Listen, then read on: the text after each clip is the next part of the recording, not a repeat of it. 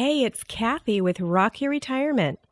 And as promised, today's Friday, and so you'll be getting to listen to Henry Shapiro's Retired Excited. I know you're just going to love this as much as I do. And don't forget, you can still listen to Rock Your Retirement, where I'm the host, and those shows are released on Mondays.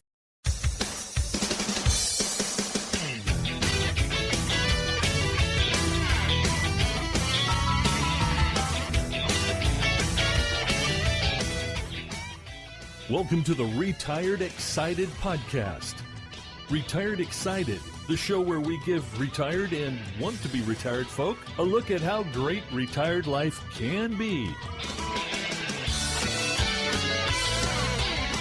Here we talk to men and women who are happily retired and loving their life. We explore the techniques, activities, beliefs, and excitement of these happy retirees and examine how every Tom, Dick, and Mary can benefit from their experience.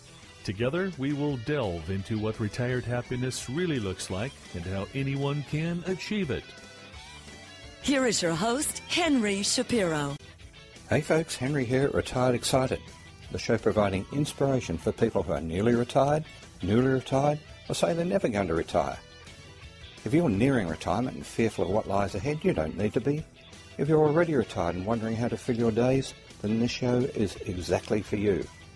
Here we talk to retired people doing things that make them happy. Things from stamp collecting to cruising, from dancing to touring the world on a motorbike. There's an exciting stage of life to be enjoyed after full-time work, and it's got nothing to do with your financial situation or social position. We talk to everyday retired people who are living the life they want, and we talk to a few professionals to get expert advice. And I chip in with some of my own experiences. Welcome back, ladies and gentlemen, to Retired Excited. We're going to meet a lady today who I think is a bit special. Her name is Rosemary Savage. When I said to her, "Can I interview you, please?" she said, "Why me? There's nothing special about me." I'll leave that for you guys to judge. She lived with her husband Keith for probably half a century. I'm not quite sure how long they lived together, but unfortunately Keith has now died. Keith had a pretty good job, but he wasn't a super high flyer. And Rosemary was for most of her time a stay-at-home mum. Why, you ask? Because she had 6 children. She worked before she got married, and then later on did a few bits and pieces of part-time work. But what's really extraordinary about them is that without any particular training, they did all the right things.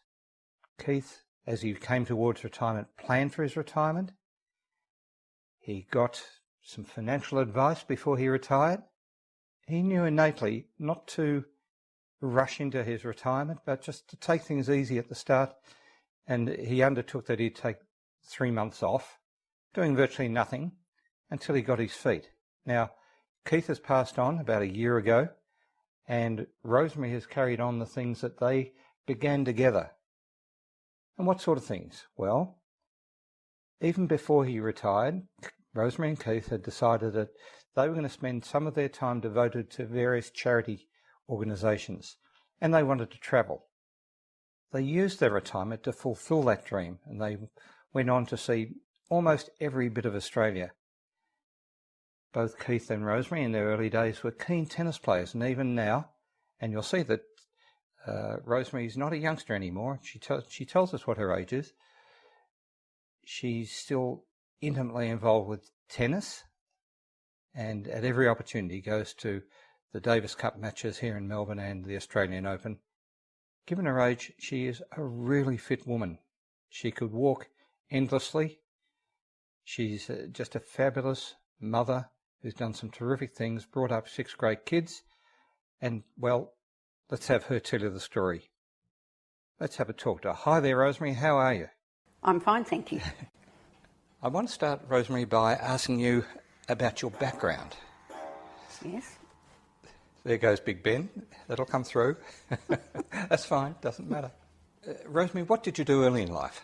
I worked in an office, did the normal office things, switchboard, bookwork, serving and people at the counter.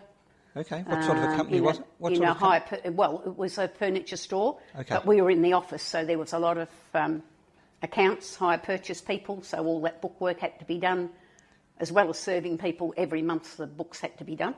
Okay. So all of that type of work. Time went by. You met the man of your dreams. Yes, where I worked. Oh, I didn't know that. We met, didn't you? No. There you go. You don't know everything about me now. Secrets will come out. Roughly how old were you when you got married? 22. 22 and a little bit, but And a bit, 22 yes, in yes. a couple of months. And subsequently had a number of children. So how old were you when your first child was born? 1 year after, 9 months after I was married, to be exact. Right. Was that a joyous occasion for you? Yes. Yeah. It was what I'd hoped would happen, so Okay. it did. And subsequently had more kids. How many kids did you There's have? 6 children. So 4 boys and 2 girls. Uh-huh. And tell me how you felt about that and how your husband Keith felt about that. Well, I guess we expected to have children. We always wanted probably 4. Right. I was hoping for 2 of each, but that didn't quite work out. As 3 boys came first, 3 boys first, then 2 girls, and then another boy. So it didn't quite work out how I wanted it in that sense of the word. Plus there was 5 children close together in 7 years. Yes. Yes. And then a huge gap What's huge? of 9 years. Okay. In between that, I had a miscarriage. Uh-huh. So the kids are all grown up now? They are all grown up. There's 20 grandchildren Gracious me. and 20 great-grandchildren, with another one expected, another great-grandchild expected this month. So that makes you over 40. Yeah, a little bit over 40, just a tad over 40. Try doubling that one. Okay, is that right? You're in your 80s or you're 80? I'm 81. 81. Well, that's interesting because as we talk on, people will understand what's possible, what some people consider to be later in life. To me, just a chicken, but there you go. So you're working along. Is this correct to say Well, that I left work you stopped when I was pregnant. Yes. And didn't go to work until after a number 5 child went to school. You went back to work? Yeah, but only as in house work. Okay. Actually going to cook meals for an elderly couple who they wanted somebody to cook meals a couple of times a week. So I went to do that. Did you enjoy doing that?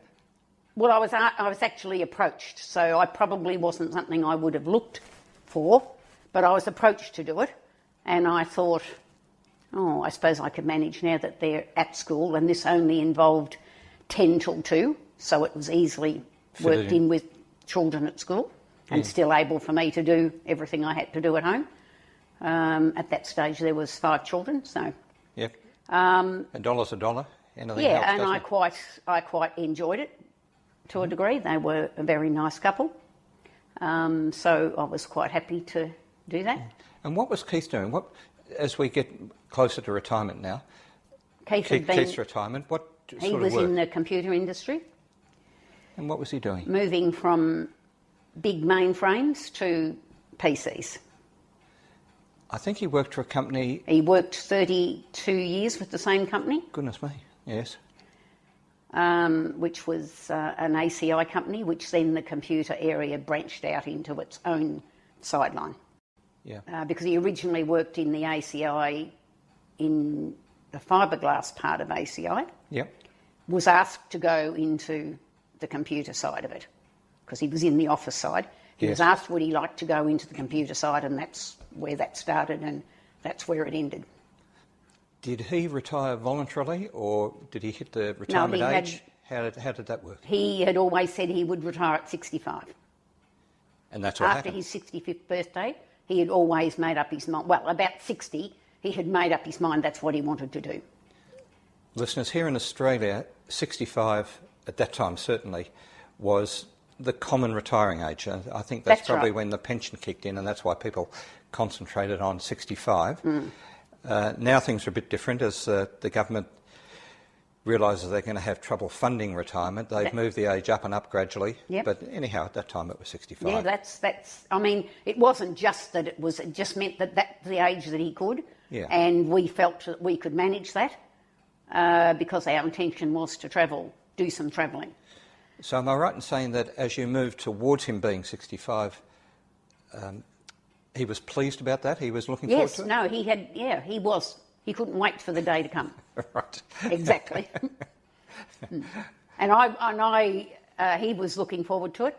I probably was. I wasn't really apprehensive because I knew that basically, after 3 months, he said, "I want 3 months of just realising that I am retired, just pottering the garden, whatever things we wanted to do.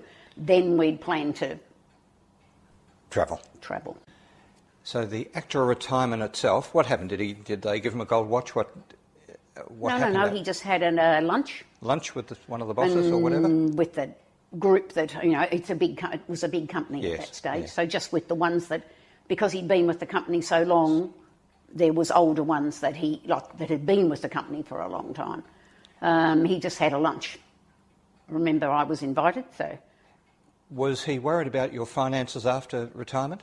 No, because for the previous few years we had spoken to a financial advisor prior to that, knowing what sort of money we would have that was there. Right. Which wasn't a lot because, as you know, in that era, superannuation was not... Yes. Wasn't compulsory in those Wasn't days. compulsory, No. and certainly in the early stages with a large family, we didn't have any money to be putting away. Yes, yeah. So really, probably he knew when he was 62 that this is what the aim was, to leave at 65. So we went a few years, I can't remember, 2 or maybe 2 and a bit years before that, to somebody who he was advised through the company. So it was through the company that they had somebody they could advise you to go to, who we did, and she looked at what, laid our cards on the table about what we had and didn't have. Yep. And she said, no, it shouldn't be a problem. There's ways and means that you can make that money work for you.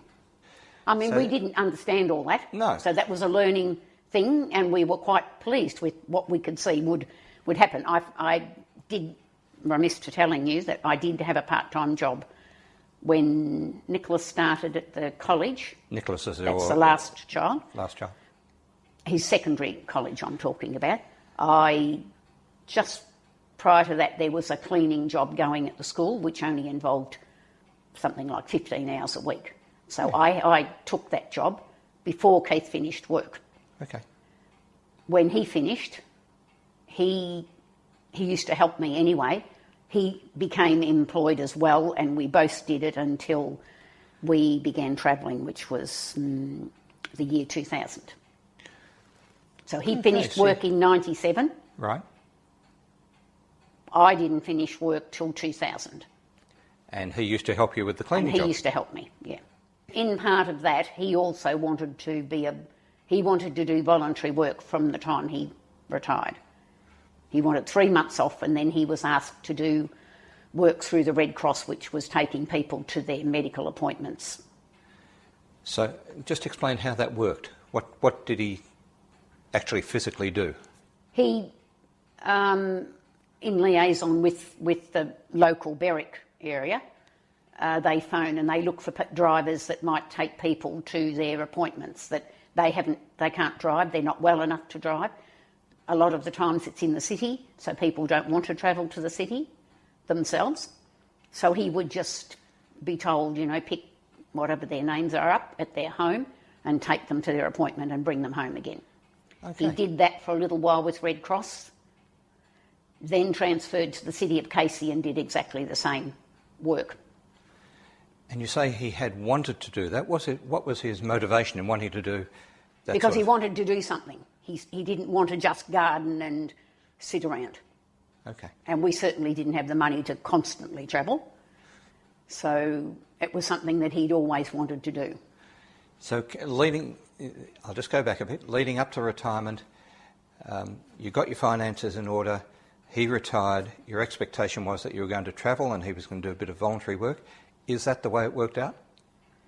Pretty much so, because we'd set that he did his voluntary work. I was still working till 2000. That money really was holiday money that I actually earned. That went into a separate account and that was kept for holidays. Okay.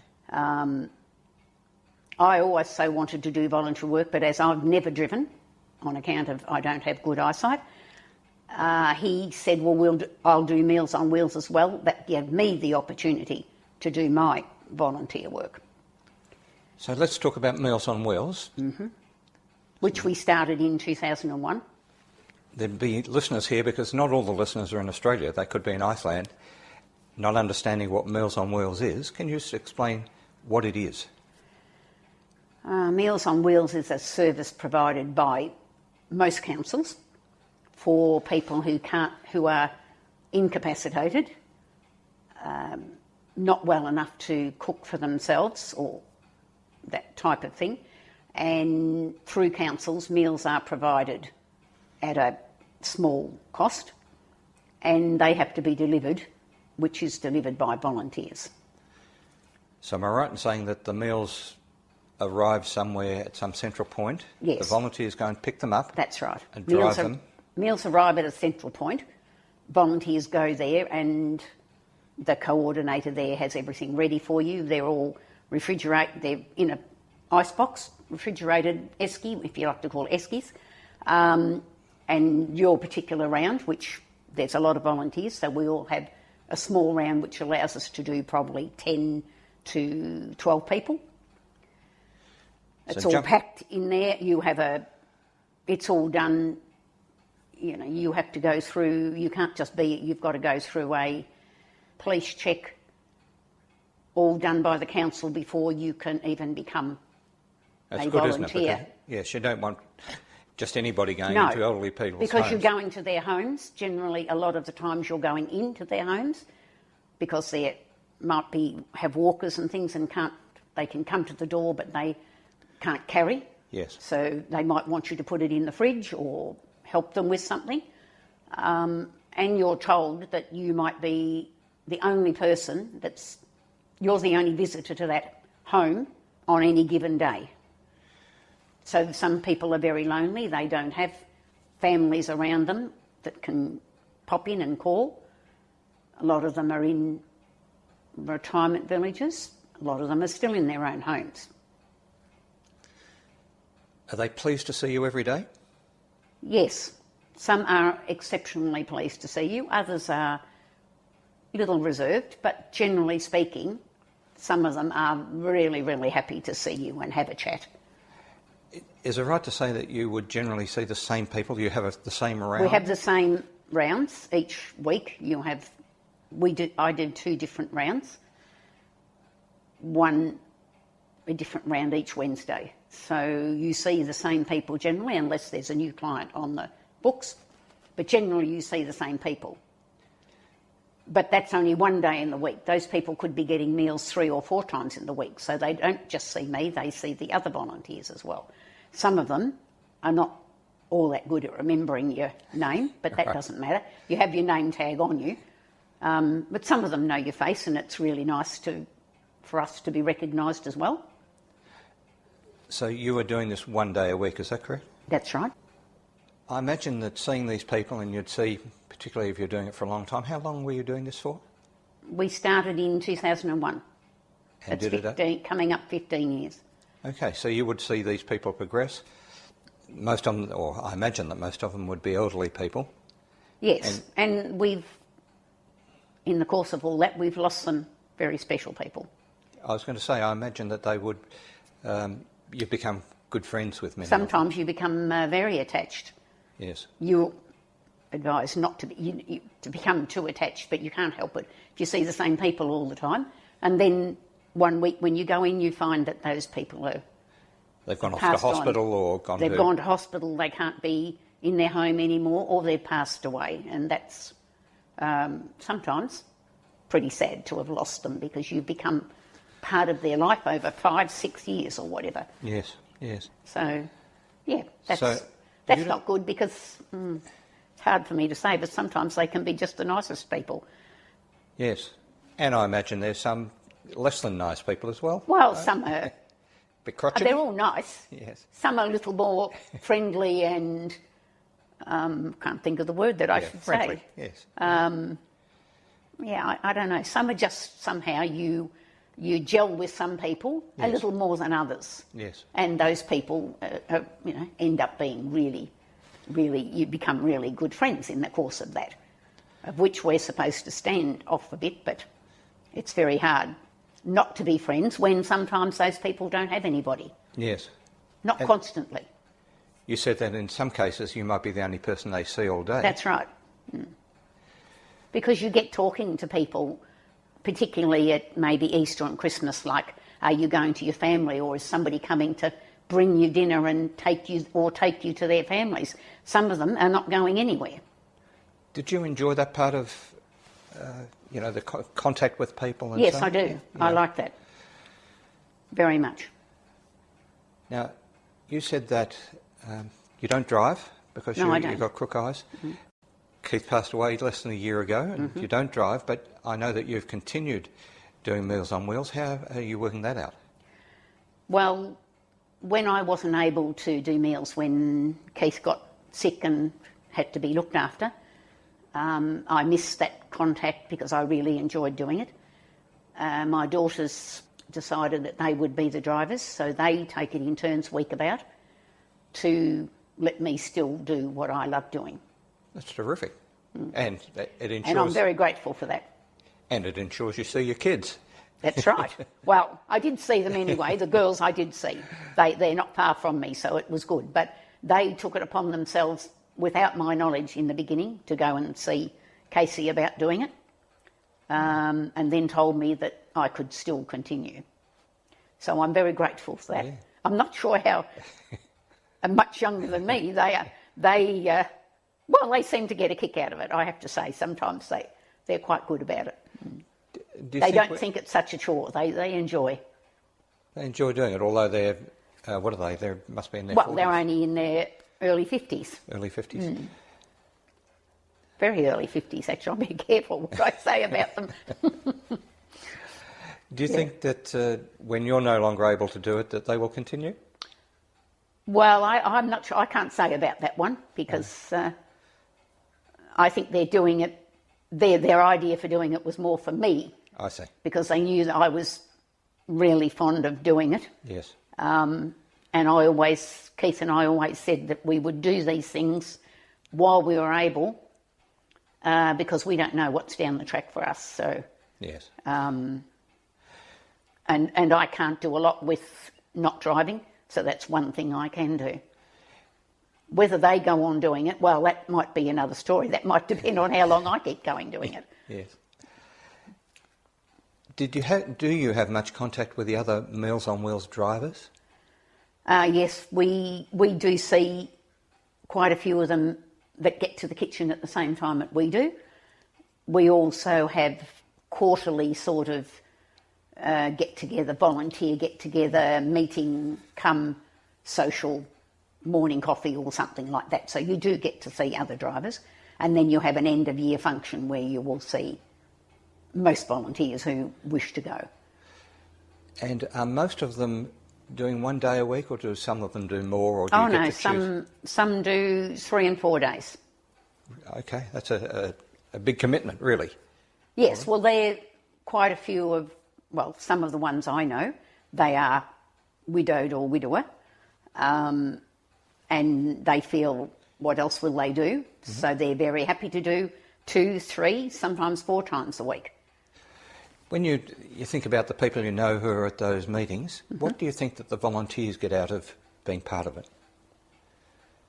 Helping others, exactly what I said. Being able to do something for somebody that's in a lesser position than you. Okay. Let's just move on from that. Mm-hmm. You said you had another interest as you came up to retirement, and that was travel. Mm-hmm. What sort of travel are we talking about? Do you hike? Do you camp? Do you go on flash cruises? Tell us what you do. What No, travel, no, what no does flash travel cruises. mean? We didn't have that sort of money. I wish.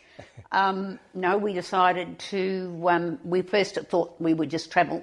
Keith wanted to travel around Australia. Wasn't interested in going out of the country. Needs be. I would go anywhere, but he only wanted to be within the country.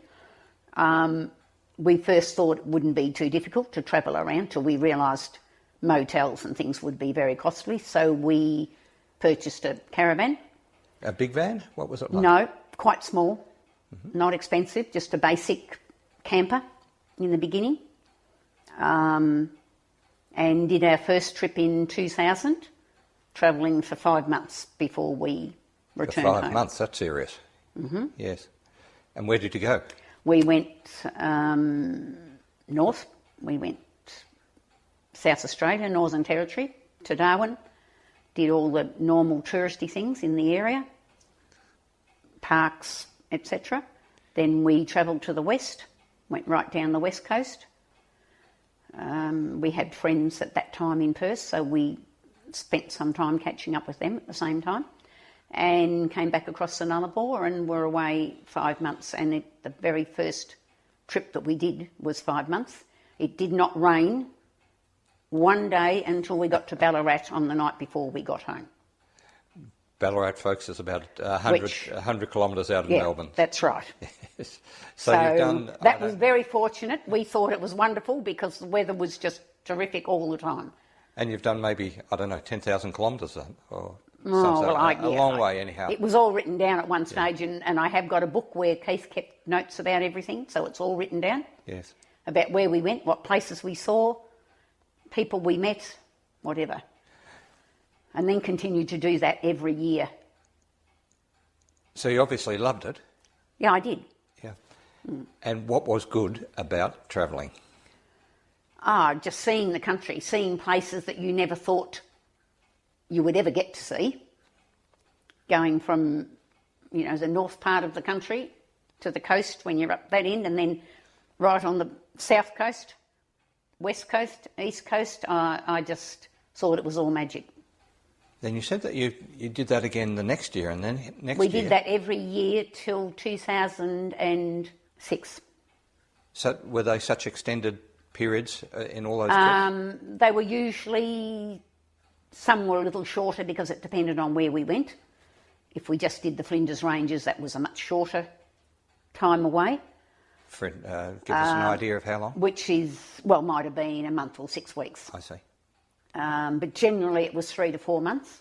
If we went to the west, went north and to the west, we did probably about 3 months. We did 2 or 3 Queensland trips right up to didn't get quite to the tip, but went as far as Cooktown, to the Gulf, came right down the coast. 2 or 3 holidays we probably did Queensland maybe 3 years. Each winter we used to go. Before the winter set in, about end of May, June, we would go and not come back till about October. Did you go in convoy with other people with No. that? You went by yourselves? No, it was something we were told by some friends not to do. By all means, meet up with people. Don't travel with them because you'll end up getting disappointed about what they want to do, what you want to do, and everybody doesn't agree. And so did you But we did travel with friends for a little while, people that we met who we stayed friends with and still are friends with in the very first trip, but didn't travel constantly with them, just met up when places they got to, and they would contact us and say, where are you? And we'd go, we're 2 days away, we'll wait for you, and we would have a day together. But no, we did not travel in convoy or with anybody at any of the trips. So have you made friends, like permanent friends from people you met on the road? Yeah? Yeah. Friends from South Australia, friends from Western Australia, friends from Queensland that we met in our travels and have kept in touch with. What was the best thing about being on the road? Too many things to answer. It was just... Are there any little incidents that you can relate to us about what happened? It's probably too many. I'd have to think about that one. There must have been times you ran out of petrol or you No, did this or that did would never happen. Keith was too careful about that. Never run out of petrol. Hit a kangaroo. You did hit a kangaroo. Hit a kangaroo and, yeah. Damaged the car? In Queensland, yeah. Knocked the bumper a bit. I guess we got a flat tyre on the car when we were really in northern Queensland, out back on our way to, name escapes me for the minute, and it was a gravel, we knew we had to go on a gravel road to go to this park, and we got a flat tyre. So we had to go back to the campsite that we'd left, which was very, very basic. We were in a horse paddock by a shop, general store. Very basic it was. And so we went back because Keith wasn't prepared to travel for another 2 days without a spare. So we went back to see if they could order us a tyre, because it was one of those general stores, come garages, come everything, like a road house type thing. It's the only thing that's in the area. And we had to wait 4 days to get a tyre from Brisbane. We had a Subaru car. We had to wait 4 days there for a tyre to come. So that was, I guess that wasn't the best time, because it wasn't a very good caravan park. We were basically in a paddock. We could walk down to the river, which was very nice, but nothing else to do. And of course nobody else stayed there because they all went to the campsite by the river. So it wasn't... Yeah, not great. Yeah. But we met some lovely people while we were there, and they offered to take us on their trip to the park for the day. So we did get to the park that we had planned to see, just because those people were very kind and they offered to take us on a day trip with them. Is that typical of the sort of people you find on the road? Yes, there's always odd people who are not as friendly, but generally speaking there is a camaraderie out there of holiday makers, and especially caravanners. Some can be a little bit, not quite so friendly. At Corumba, where we went, that's on the Gulf. It's a fishing spot. Neither Keith or I are interested in fishing, but we were determined to get to the Gulf, and that's where you have to go to get there. And we got into this caravan park, and they said there was a lot of other Victorians there, so you with a lot of other, it tends to be where they go, especially fishing people. But we didn't think that would be a problem. And when they said something about fishing, we said, no, we don't fish. They went, well, what are you doing here then? So that was a little off-putting, because they actually weren't friendly after that. It was a bit like, it made you feel as though you actually shouldn't be there, and that's wrong to feel that way. But you did feel that after that they weren't really that friendly, because you weren't with the clan that obviously need to be out there fishing every day. Yes. Did you? So you will strike odd things like that. They're a little off-putting. But that's not very often by the sound of it. No, it's not very often, but I know it's happened to others, so yes. it can happen. Yeah. Doesn't stop you doing what you want to do, though. You just go ahead and do it. That's the point, isn't it? Yes. And you're there and you're paying your fees just like anybody else, so you just go ahead and do it. In life you're going to find strange people and good people and all sorts of people. And there'll be the odd hiccup, so you have to get over that one. So other than that, we didn't have actually many hiccups. We were pretty lucky. Were you the sort of caravanners who stayed at caravan parks, or did you free camp? And if I just explain free camping for a little... Yeah, I know about free camping, but we couldn't free camp.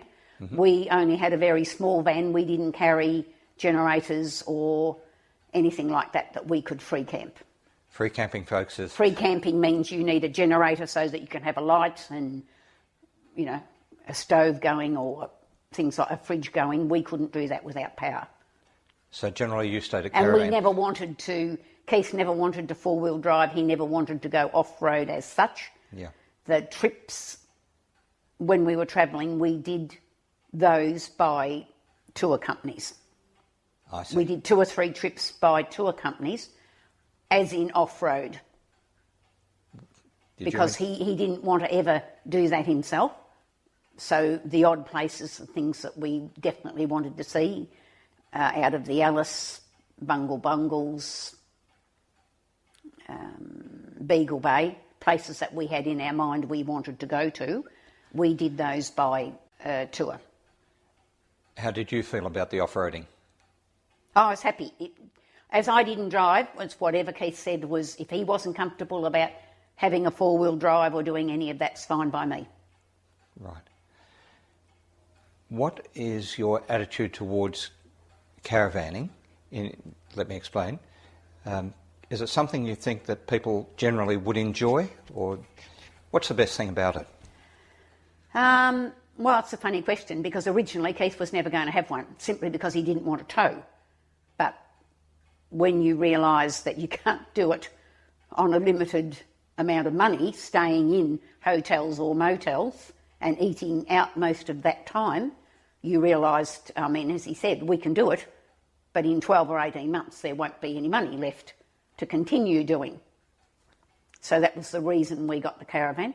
We just got a basic caravan. We didn't get an expensive one, but I think, so I guess from that angle, it was the only way we were going to be able to do it. So we made ourselves like it and found that it was really good. You did it year after year, so... Yeah, we did it for 5 to 6 years. After that, we would have gone on, but he got where he couldn't manage to tow and handle the van.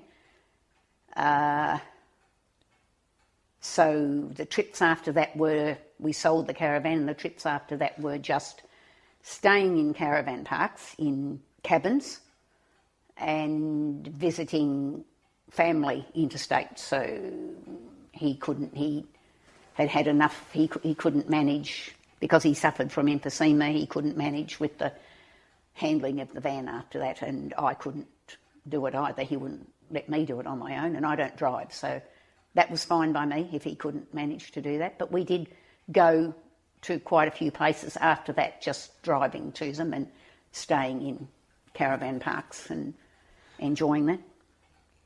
Now, if we talk about people who are coming up to retirement, what would your advice to them be? Oh, I don't think that I'm in a position to advise, because everybody, it's an individual thing. You have to prepare for it, unless suddenly a person gets ill and has to retire immediately, or is made redundant and is forced into it with a very short notice. Otherwise, I think anybody else should just plan for it as best they can, knowing whatever financial situation they're in and what they can do with that. Would you advise people to travel? If that's what they want to do. I can tell you, I know there are people who doesn't interest them to travel. Would you advise people to volunteer? Well, it depends what their outside interests are prior to that. They might have played golf, they might have been a bowler, they might have played any number of sports, or they might be involved in other clubs of some description. So therefore they're probably going to go on doing that, but just a little more of it. So it's hard to say. A lot of people are not interested in volunteering. A lot of people annoy those who are still at work by saying, "Oh, I've never been busier than since I've retired." What would you say to that? Well, I suppose it's a bit different for me. I was generally home, apart from, a little bit of part-time work. Keith always said he was busier, because once he started his volunteer work, he might have been driving people 4 days a week. So really? Between, he could have had four days. He might have been out 4 days some weeks.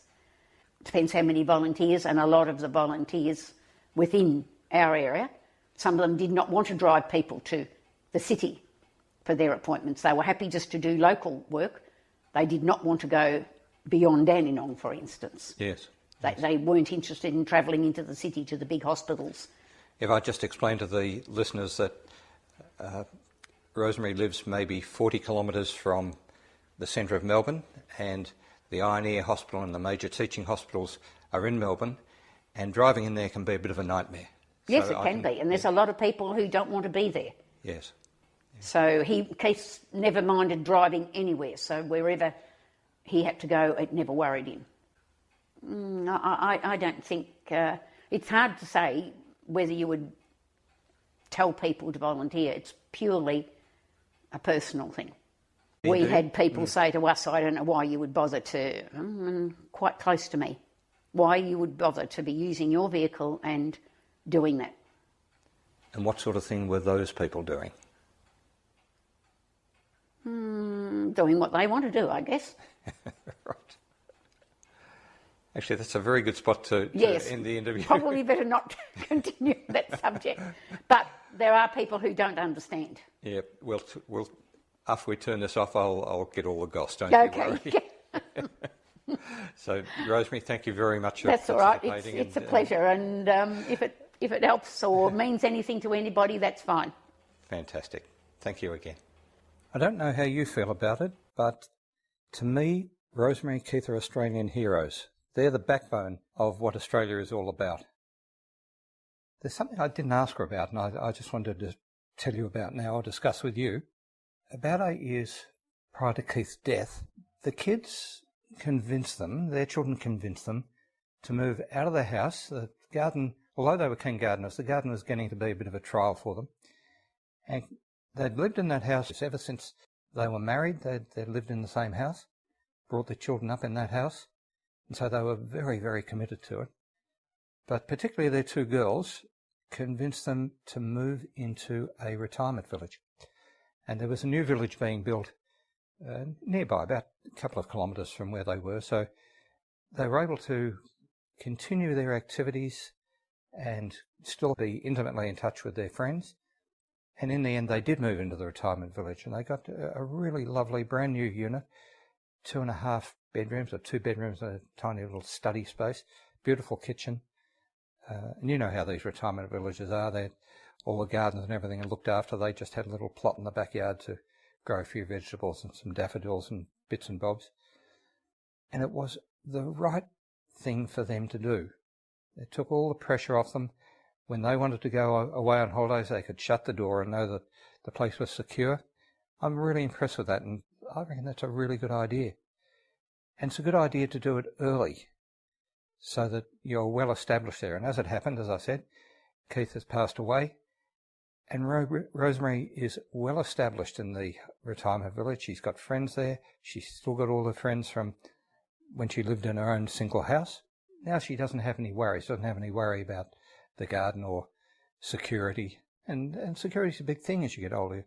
If you're around 55, 60, 65, you wouldn't think about it. But as you get up to 75 and a bit older, security becomes a major issue for you and something that preys on your mind.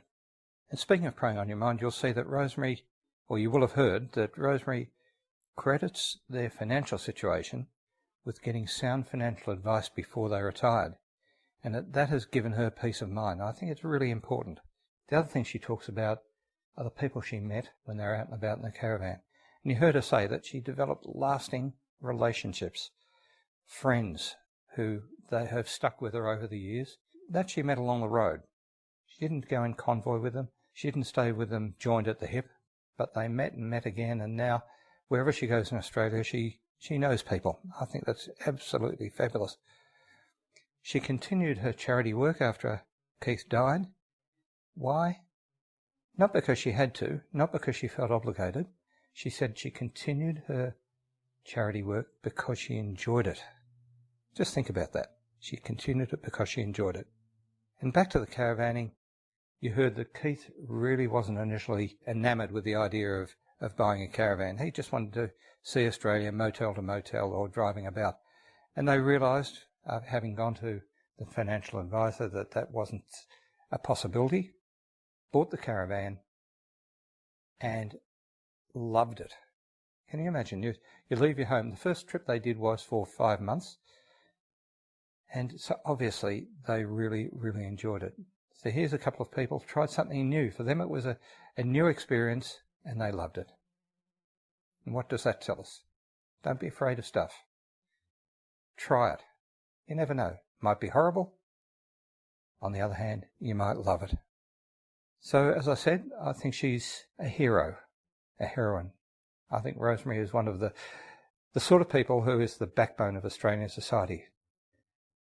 And what I'd like to do is, what I'd like you to do is to tell me what you think.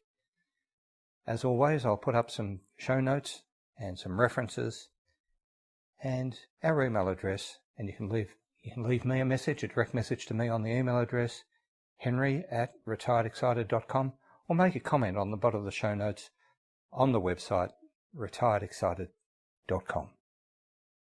That's all for today. Hope you thought it was as great as I did. Bye now. I wanted to give that a go for sure. That was terrific. That was interesting. What a good idea.